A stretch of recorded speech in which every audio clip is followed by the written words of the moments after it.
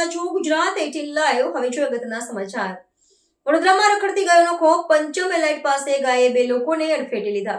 વડોદરા શહેરના કુળેનગર પંચમ એલાઇટ પાસે ગાય દ્વારા 2 વ્યક્તિ પર હુમલો કર્યો હતો, જેમાં બાઇક ચાલકને ઈજા થતા તેઓને સારવાર દરમિયાન 108ના મારફતે હોસ્પિટલ ખાતે ખસેડવામાં આવ્યા હતા। દિવસ અને દિવસે ગાયનો ત્રાસ વધી રહ્યો છે, ત્યારે વડોદરા શહેરમાં વધુ એક કિસ્સો સામે આવ્યો હતો।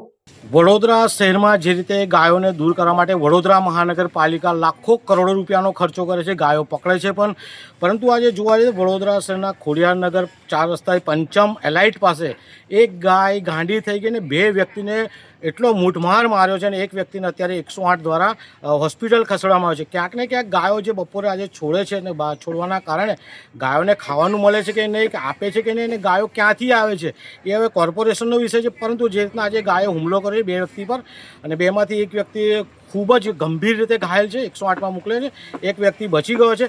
ક્યાંક ને ક્યાંક ગૌપાલકોએ પણ ધ્યાન રાખવું પડશે કે ગાયોને જે રીતે ગૌપાલકો છૂટી મૂકી દે છે, છૂટી મૂકવાના કારણે આ ગાયો તેમ હુમલા કરતા હોય છે, તો ગૌપાલકોને વિનંતી છે ગાયો છોડો ત્યારે ગાયોની સાથે રહેવા જોઈએ, નહીં તો વડોદરા મહાનગરપાલિકાને પણ વિનંતી છે, આજે રવિવાર છે તો રવિવારે તમારી કામગીરી ચાલુ છે કે બંધ છે?